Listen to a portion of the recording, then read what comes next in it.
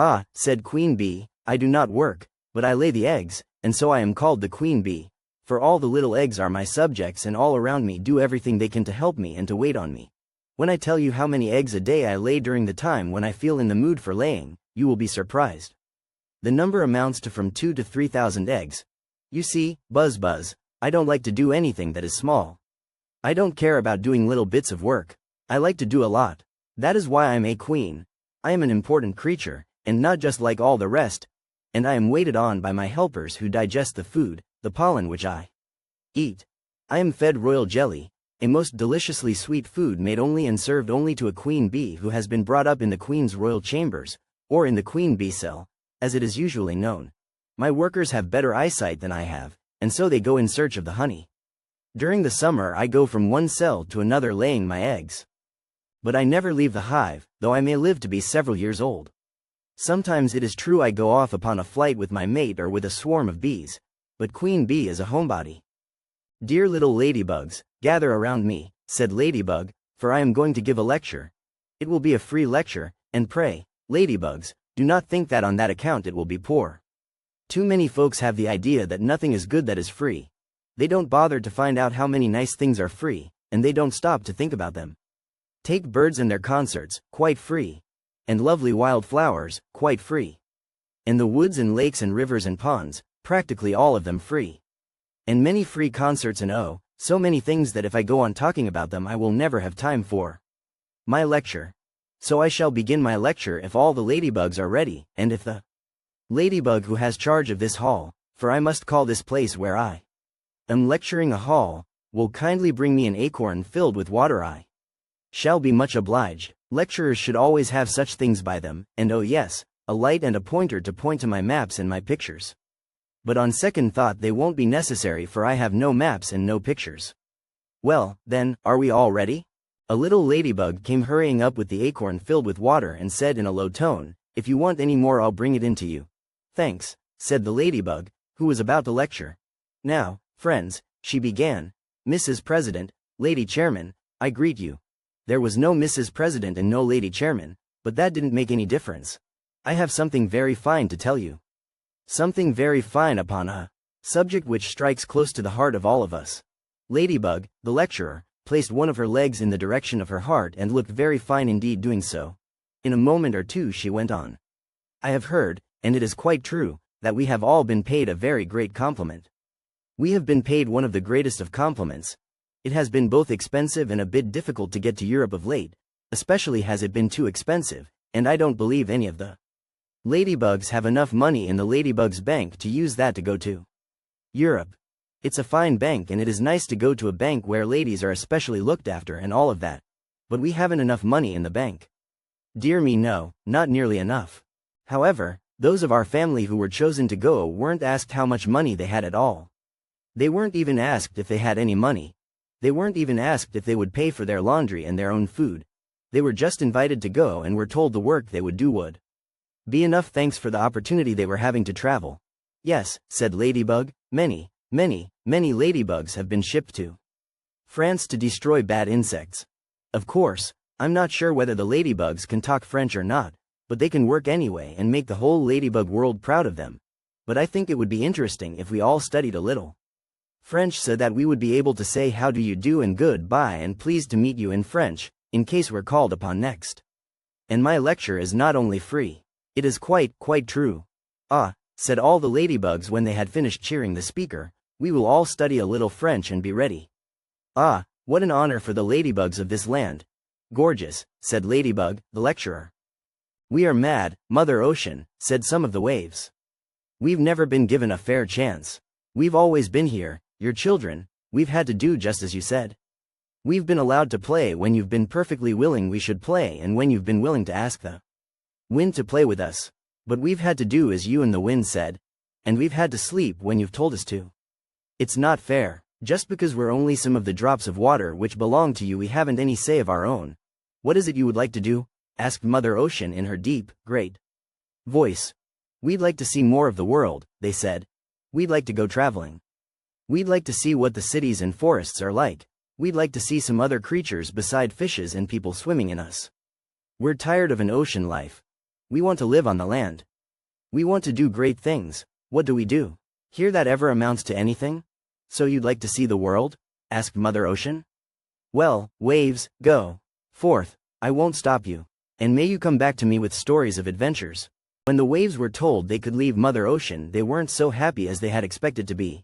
They had really expected Mother Ocean to forbid them to go. Then they could continue grumbling, which they were quite enjoying. Now they felt they must start at once to show that they were really anxious to see the world. They didn't want to let Mother Ocean see that they would rather stay where they were quite comfortable and where they could grumble. Mother Ocean was sighing a little.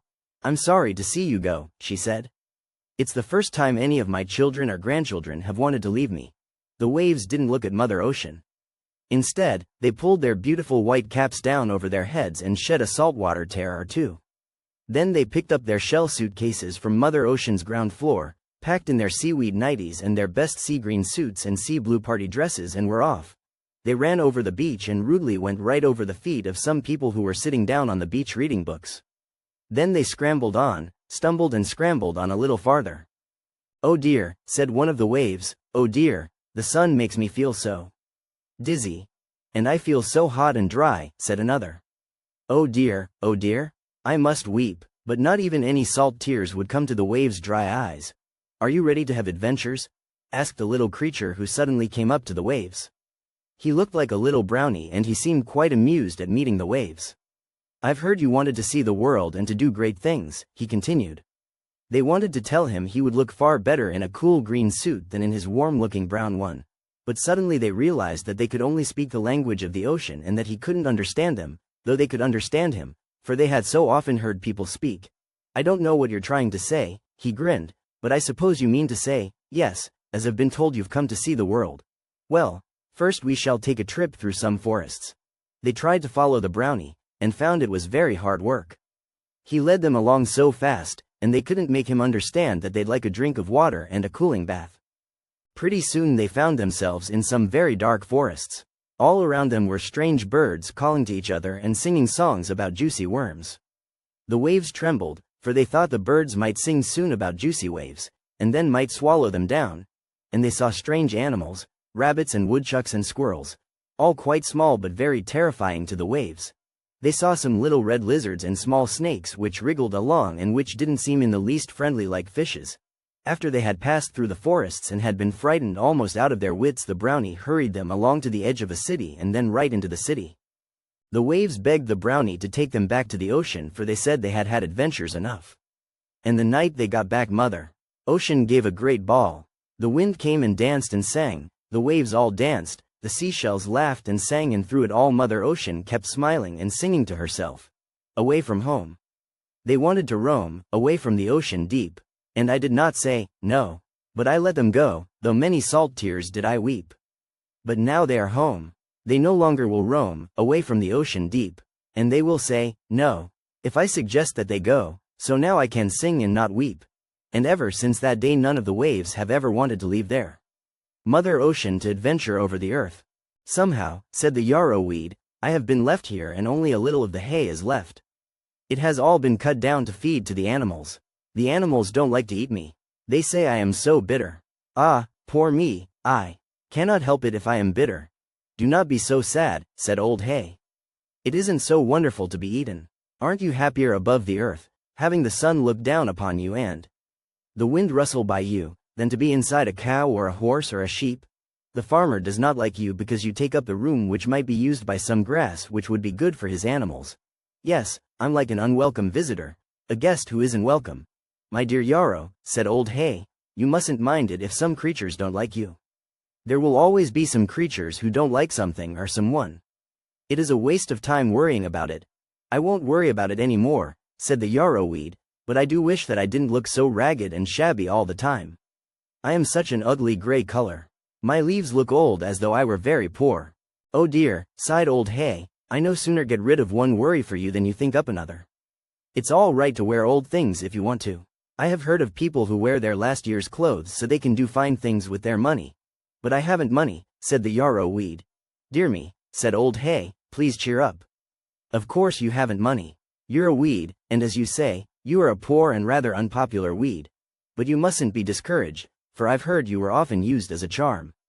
You are supposed to bring good luck and a long, happy and prosperous life. So some people save a bit of you to keep for luck. Ah, yes, said the yarrow weed. Even though I am a poor weed, I have something to make me very proud and glad. I remember a story of my grandfather, said the bicycle. He was given as a surprise to a little girl by her brother. She didn't know what she was going to have, only her brother told her she was going to have a great and enormous surprise. I think my grandfather has often told the story. The brother made up puzzles to help the sister guess what her surprise was going to be, but she simply couldn't guess anything so wonderful as a bicycle. The brother had saved up for ages and ages to give it to her, all paid for out of money he had earned himself.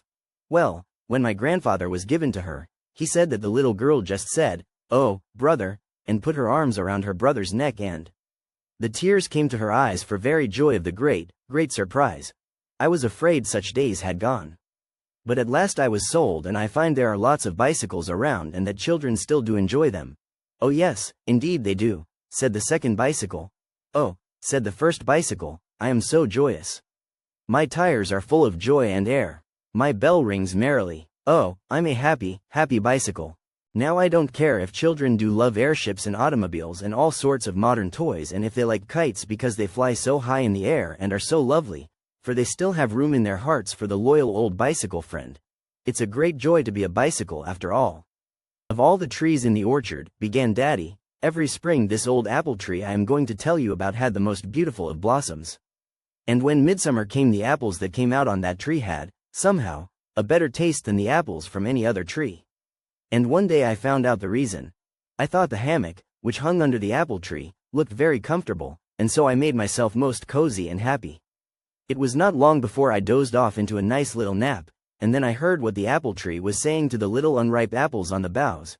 You must grow to be fine and ripe, and you must keep all the little apple seeds good and warm so they can be just as brown can be. That will mean that little boys and little girls can eat all they want, for so long as the seeds are brown they can never do any harm. And, you apples, you must be very sure that you turn around and have the sun warm you and make you bright and red. As the old apple tree was talking, I noticed that the apples just grew a little bit bigger, and redder and fatter, and looked as they were, oh, so juicy and wonderful inside. I was certain, too, that the little seeds were growing browner every minute. You see, he continued, it's such an honor for us. You know that on the day we're ripe the fairy queen brings all the little fairies to admire us, and they sit on the boughs and wave about with us. And more than that, you know the apple that is ripe first goes to the fairy queen and then some more go to the little fairies. The fairies are too kind to take away the apples that real people like to eat, and so the old apple tree has arranged to have a great many more that we can't see. They're called the apples of fairyland. And the tree still went on talking. I, too, am working hard. I am practicing my best bow to make to the fairy queen when she arrives the first day all the apples are ripe. So she is to come very, very early in the morning while everyone else is sleeping. And when the children get up and find the apples are ripe so quickly, won't they be delighted? Illustration. The fairy queen brings all the little fairies to admire. US. Page 142 Now, get around so Mr. Sun will help you along. He's the greatest help in the world to us. Such a dear old soul. Of course that flattered Mr. Sun, so he helped still more, and just as I could feel him shining down with all his might, I woke up. I moved away from the apple tree then, for it was no longer shady. The sun had come around and told me to get up. But as I walked away and saw the apple tree waving around, I knew it was practicing for its bow and making the little apples hurry up and ripen. There was once an elephant who got tired of the circus and wandered off one night when nobody was noticing, commenced Daddy. You see, the circus was getting ready to go on to another village to give a performance, and it was late at night. They never thought of an elephant getting away, but they hadn't heard Jumbo telling the elephants of late how exceedingly tired he was of circus life and circus food and circus parades. He was not only tired of it all, but he said he wanted to be a gentleman. The other elephants had asked him what a gentleman was, and this is what he told them. I heard two little boys talking of what they were going to be when they grew up, said Jumbo, and one of them said he was going to be an engineer and build bridges. The other little boy had said he was going to be a gentleman and do nothing. The first boy thought he was quite wrong and very silly, but then and there I decided that it would be beautiful to do nothing. The other elephants had asked Jumbo how an elephant could be a gentleman, any more than a gentleman could be an elephant, but Jumbo was determined to lead a lazy life. And you see, neither Jumbo nor the little boy knew what being a gentleman really meant. So Jumbo escaped, and the next morning Jumbo was in a barnyard, and as you will never be able to guess the friends he had chosen, I'll have to tell you. He was playing with a big brown dog, a mother hen, and a whole lot of little chickens. Of course, he had to be very careful not to move so as to step on his new friends, for he knew it would be most impolite and not at all gentlemanly to step on a friend and crush him.